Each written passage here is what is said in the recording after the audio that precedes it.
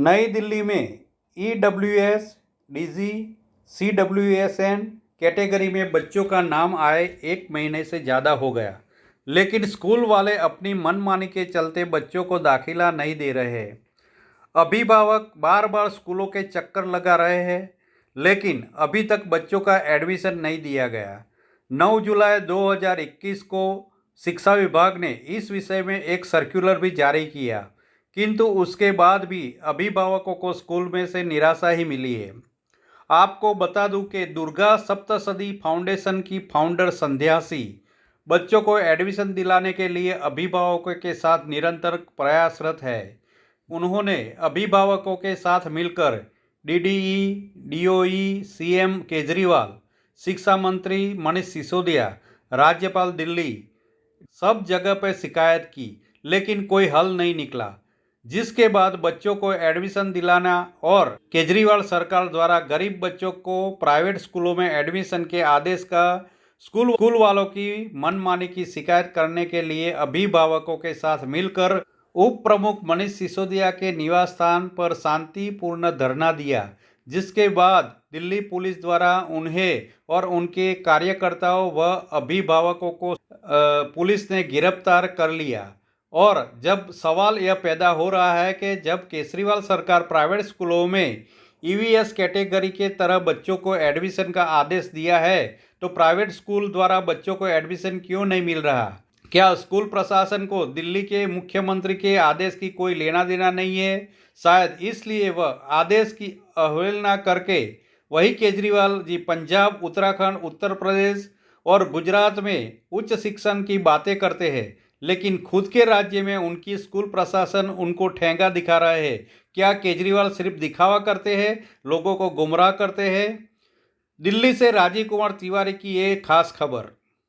यहाँ आने का मकसद सिर्फ यही है कि ईडब्ल्यूएस और डीजी कैटेगरी के जो एडमिशन होने हैं वो हो जाएं और हमें क्लियर जवाब मिल जाए, पेरेंट्स को भी जवाब मिल जाए, क्योंकि ये भी भूखे प्यासे कभी डीओई के चक्कर काट रहे हैं, कभी स्कूलों के चक्कर काट रहे हैं और कोई सुनवाई नहीं हो रही है। लगातार इतने दिन हो चुके हैं, 1 महीने हो चुका है। 22 तारीख से स्टार्ट किया था हमने, आज 22 तारीख हो गई है, ये पूरा 1 मंथ हो गया पर कुछ भी रिजल्ट नहीं निकला।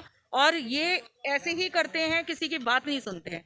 अब बहुत हो गया, अब इतना बर्दाश्त नहीं हो रहा है। हम चाहते हैं कि अगर इनको एडमिशन नहीं देना है तो इनको पूरा लिख के रिटर्न में देना होगा कि हम एडमिशन नहीं दे सकते, जिससे कल से सबकी उम्मीदें खत्म हो जाएं। क्योंकि पेरेंट्स हैं, वो हमेशा हर दिन उम्मीद लगा के बैठे होते हैं कि आज नहीं तो कल एडमिशन हो ही जाएगा। तो मैं इनसे बस ये चाहती हूँ कि ये बाहर निकले, जनता को जवाब दें, पर बोलने से भी कुछ नहीं होगा, रिटर्न में लिख के दें। मैंने कोई प्रदर्शन नहीं किया, ये पेरेंट्स खुद से आए हैं, मेरे पास कॉल आई तो मैं इनके साथ आई हूँ। ना ये प्रदर्शन करने आए, ये सिर्फ अपना जवाब मांगने आए थे, कोई हम नारेबाजी करने नहीं आए थे। ये तो हमने सोचा था कि चलो मिलके कुछ 20-30 लोग जाके बात करके आएंगे और शायद हमें जवाब मिल जाएगा। पर यहाँ पे जो इनकी मैडम है, सेक्रेटरी हैं, जो भी हैं, उन्होंने इतना मिसबिहेव किया है सबके साथ। और इससे ये पेरेंट्स है, ये क्या चाहते हैं? नहीं कि वोट से ये सब जीते हैं ना, तो फिर क्यों क्या कर रहे हैं? ये क्यों नहीं सुन रहे हैं? आप जो भी ऑर्डर्स पास करती है गवर्नमेंट, शिक्षा विभाग हमारा जो भी ऑर्डर्स लाता है, वो ऑर्डर्स इम्प्लीमेंट क्यों नहीं करवा पा रही सरकार? हमें इसका जवाब चाहिए कि यहाँ पर हमारी सरकार मस्त है और अभिभावक त्रस्त हैं, सड़कों पर हैं, उनकी कोई सुनवाई नहीं है। तो हमने सरकार किस लिए चुनी? अगर सरकार हमारी नहीं सुन सकती तो सरकार को फिर इसमें पावर में रहने का कोई अधिकार नहीं है। पर उनको चाहिए कि या तो पावर अपनी छोड़ दें और किसी और को दें। सर, इन्होंने पहले इसमें जो शुरू में बहुत सारी प्रेस कॉन्फ्रेंसेस में कहा है, जैसे सरकार बनी है, कि इन्होंने बोला है कि प्राइवेट स्कूल की फीस नहीं बढ़ने दी जाएगी। पर आप बताइए कौन से स्कूल की फीस रुकी है? हर साल स्कूल की फीस बढ़ रही है। हाँ, पेंडेमिक में पिछले साल नहीं बढ़ी कई स्कूलों की, पर कई स्कूलों ने पिछली पेंडेमिक में भी बढ़ाई है।